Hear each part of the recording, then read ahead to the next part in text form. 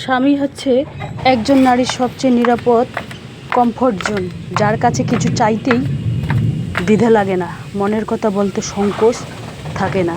ইয়া আল্লাহ, অতিরিক্ত কিছুই চাই না, যতটুকু হলে জীবন সুন্দর হয় আমাকে ততটুকুই দান করুন, আমি সফল হতে গেলে কী লাগে?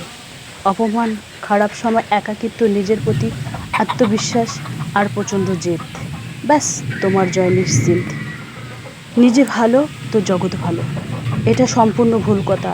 আপনি যত বেশি ভালো হবেন আপনার উপর তত বেশি অন্যায় আর জুলুম হবে। গ্রামের এক গৃহিণী হয়ে অল্প পুঁজিতে দেশি মুরগির ডিম বিক্রি করে প্রত্যেক মাসে 15-16 হাজার টাকা ইনকাম করি। তো নতুন দিনে নতুন আরেকটি ব্লগ ভিডিও নিয়ে হাজির আমি আপনাদের মাঝে সাভানা, ভারতের ছোট্ট একটা গ্রাম শীতলকুচি জেলা থেকে বলছি। তো welcome back to my channel. আসসালামু আলাইকুম। তোমরা সবাই কেমন আছো? আমি আশা করি তোমরা সকলেই ভালো আছো। আলহামদুলিল্লাহ আমিও ভালো আছি, আমার পরিবার নিয়ে আলহামদুলিল্লাহ আমি ভালোই আছি। আর আমার প্রাণপ্রিয় কলিজা আপু ভাইয়েরা তোমরা সবাই কেমন আছো? আমি আশা করি তোমরা সকলেই ভালো আছো। তো বরাবরের মতো না ব্লগটা আমি বিকেল থেকেই শুরু করে দিলাম। তো চলো ব্লগটা দেখতেই থাকো, আশা করি ভালোই লাগবে। আজকে একটা অন্যরকম ব্লগ, স্পেশাল ব্লগ। খালি রান্না দেখাবো, মুরগিদের দেখাবো, আর সংসারের বা টিনের ঘরের কোনো কাজকর্ম তোমাদের কাছে আজকে আমি শেয়ার করবো না। যা গরম পড়েছে বাপরে বাপ, এই যে আকাশ গুড়ু গুড়ু ডাক ছাড়ছে, কি হাওয়া উঠছে, মানে কি বলবো। আর বৃষ্টি আসতে চায় না, মনে হয় আকাশটাকে লজ্জা লাগে যে বৃষ্টি আসবো কি আসবো না, এরকম একটা পরিস্থিতি মানে আসে, মানে লজ্জা বোধ করে মনে হয়। আমার তো মনে এটাই হয় আর কি। তো যাই হোক, এই যে দেখুন মুরগিদের পানি দিচ্ছি, এখানে কাঁচা হলুদের পানি দিয়েছি, কাঁচা হলুদ পেস্ট করে পানি দিয়েছি। আমি কিন্তু সপ্তাহে 2 দিন মুরগিদের কাঁচা হলুদের পেস্ট দিই, আর একদিন রসুনের পেস্ট দিই, একদিন কালো জিরার পেস্ট দিই, আর একদিন নিম পাতার পেস্ট দিই। এভাবে আমি ঘরোয়া পদ্ধতিতে আর কি মুরগিদের খাওয়াই, যাতে আমাকে আর কি ডক্টরের কাছে গিয়ে ওষুধ নিয়ে আসতে না হয়। এভাবে আমি আর কি মুরগিদের যত্ন করে থাকি আর কি। তো যাই হোক, ব্লগটা দেখতেই থাকো, আশা করি খুবই ভালোই লাগবে। আর এই যে দেখুন মুরগিরা, ছোট মুরগিরা মানে বড় হচ্ছে ধীরে ধীরে, ওই জন্য কিছু বড় দেখাচ্ছে আর কি, মানে বেশি দেখাচ্ছে আর কি। তো যাই হোক, চলো ব্লগটা দেখতেই থাকো। গ্রামের এক গৃহিণী হয়ে অল্প পুঁজিতে দেশি মুরগির ডিম বিক্রি করে প্রত্যেক মাসে 15-16 হাজার টাকা কীভাবে ইনকাম করি, সেই বিষয় নিয়ে তোমাদের কাছে আমি আলোচনা করব। দেখুন, এখানে কিন্তু আমি প্রত্যেক মাসে যেটা ইনকাম করি সেটাই তোমাদের কাছে আর কি তুলে ধরবো। মানে তোমাদের সাথে কথা বলতে বলতে বৃষ্টি এসে গেল, সেই জন্য আমি এখন উপরে যাব আর কি। বৃষ্টি আসলে বেশ ভালোই লাগে, শরীর টরীর সব ঠান্ডা হয়ে যাবে, এটাই হচ্ছে মেন কথা। আর আমার মুরগিটা ছোট হোক বড় হোক, সব মুরগিরাই কিন্তু উপরে চড়ে বসে আর কি। এভাবে উপরে চড়ে বসলে মুরগিদের রোগ ব্যাধিও হয় না, বেশ ভালোই থাকে আর কি। যাই হোক, যদি আধা ঘন্টা 1 ঘন্টা বৃষ্টি হয় তাহলে কিন্তু প্রত্যেক মানুষের শরীর একেবারে পরাণটা একেবারে জুড়িয়ে যাবে। গ্রামের গৃহিণী হয়ে অল্প পুঁজিতে দেশি মুরগির ডিম বিক্রি করে প্রত্যেক মাসে 15-16 হাজার টাকা কীভাবে ইনকাম করি। তোমরাও চাইলেই 50,000 টাকা দিয়ে শুরু করতে পারো, মানে লোয়েস্ট 5,000 দিয়েও শুরু করতে পারো। মুরগি অল্প স্বল্প নিয়ে এসে লালন পালন করে ডিম বিক্রি করে ধীরে ধীরে মুরগিদের বেশি করে করতে পারো। বেশি করার পর তারপরে এখান থেকে 15-16 হাজার টাকা প্রত্যেক মাসে আয় করতে পারো। কিন্তু বুদ্ধি থাকতে হবে, বুদ্ধি না থাকলে কিছুই হবে না। প্রথম অবস্থায় একটু কষ্ট করতে হবে। 15-16 হাজার টাকা ইনকাম করতে গেলে একটু কষ্ট করতে হবে, তাই না? তো আমার এখন বর্তমান আমার এখানে আছে 100 হয়নি, 100 কাছাকাছি মুরগি আছে। আরও কয়েকটা নিয়ে আসলে তবেই 100 হবে আর কি। তো যাই হোক, আমার টার্গেট আছে 100 মুরগির, বেশি না, 100 মুরগির টার্গেট আছে আমার। 100 মুরগি হলে হয়ে যাবে, যথেষ্ট হয়ে যাবে। কারণ তারপরে এরপরে যখন 100 হবে, তো যখন জায়গা বেশি করব তখন কিন্তু আমাকে আমার টার্গেট থাকবে 200 মুরগির টার্গেট থাকবে। 200 মুরগির টার্গেট যদি থাকে তাহলে 3 ভাগের 2 ভাগ ডিম দেবে আর 1 ভাগ দেবে না। এটাই হচ্ছে মেন কথা, বুদ্ধি অনুযায়ী কাজ করতে হবে। বুদ্ধি না থাকলে কোনো কাজই করা সম্ভব না। এটাই হচ্ছে মেন কথা বা মেন টপিক। তো চলো ব্লগটা দেখতেই থাকো, আশা করি ভালোই লাগবে। বৃষ্টি পড়ে গেল। বৃষ্টির কথা আর বলো না, বলতে বলতে তোমাদের সাথে কথা বলতে বলতেই বৃষ্টি পড়ে গেল।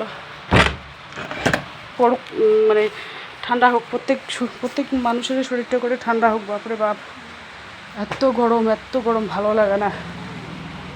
সবার মুখে খালি কি গরম, কি গরম, এটাই তো। যাই হোক, বৃষ্টি শুরু হয়ে গেল, রহমতের বৃষ্টি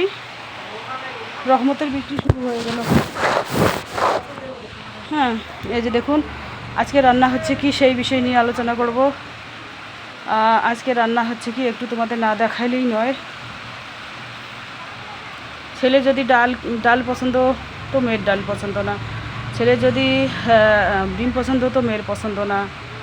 এই যে দেখুন বিছানা এভাবে আমি টান করে গুছিয়ে নিয়েছি, উপরে পাখা চলছে আর রোদের ঝলক পুরো এসেছে। এটা আর কি সকালের ব্লগ একটু এডিট করলাম, সকালে বৃষ্টি হয়নি। আর এখানে ডাল হয়েছে রান্না, লেবু একটা কেটে নিয়েছি। ডাল থাকলে তো লেবু না থাকলে হয় না। জাস্ট ভাতের মধ্যে পটল দিয়েছি, আলু দিয়েছি। আর এখানে আলুটা আলুর একটু ঘন্ট বানাবো। তো যাই হোক, দেখা যাক আর কি বানাই, তাও তোমাদের কাছে শেয়ার করবো আর কি। তোমাদের কাছে শেয়ার না করলেই নয়। এই যে দেখুন বাড়ির পরিবেশটা এক ঝলক না দেখালেই নয়। সবারই জুতো দুয়ারে দরজার সামনে, আর এইগুলো বাসনগুলো এভাবে রেখে দিয়েছি। আর এই যে দেখুন, এটা কিন্তু সকালের ব্লগ এখানে অ্যাড করলাম। আর বৃষ্টির যেটা ব্লগ সেটা কালকে তোমাদের কাছে শেয়ার করব, যেহেতু এই যে বৃষ্টির শব্দ শুনতেই পাচ্ছেন। আমি ব্লগটা এডিট করতেছি সন্ধ্যার আগ মুহূর্ত পর্যন্ত। তো যাই হোক, চলো।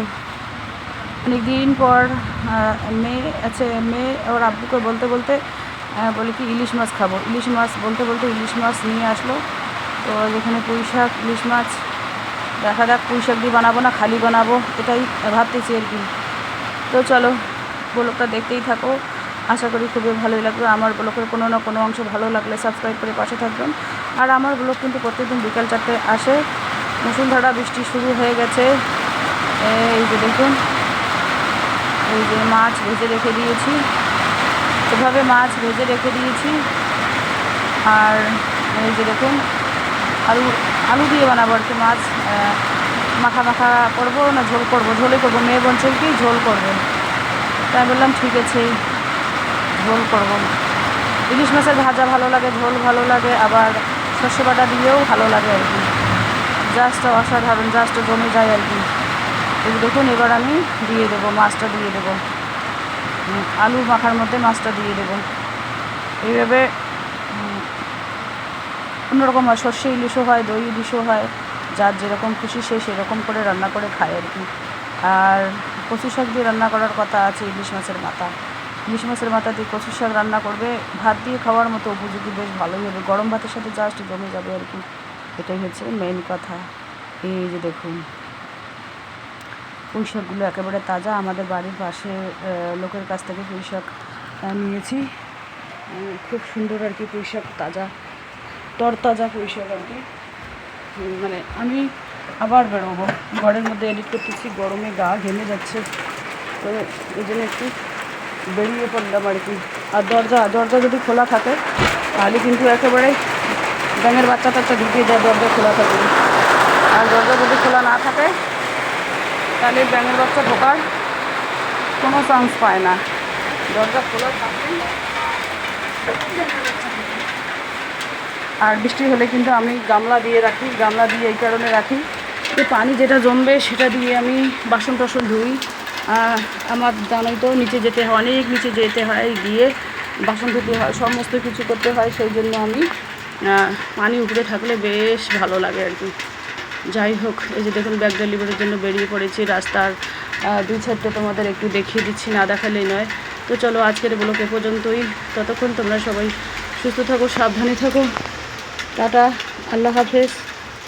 এই যে দেখতে পাচ্ছেন বাইরের পরিবেশগুলো খুব সুন্দর। আর তো চারপাশে আর কি খড়, মানে সবুজে সবুজ, জাস্ট অসাধারণ।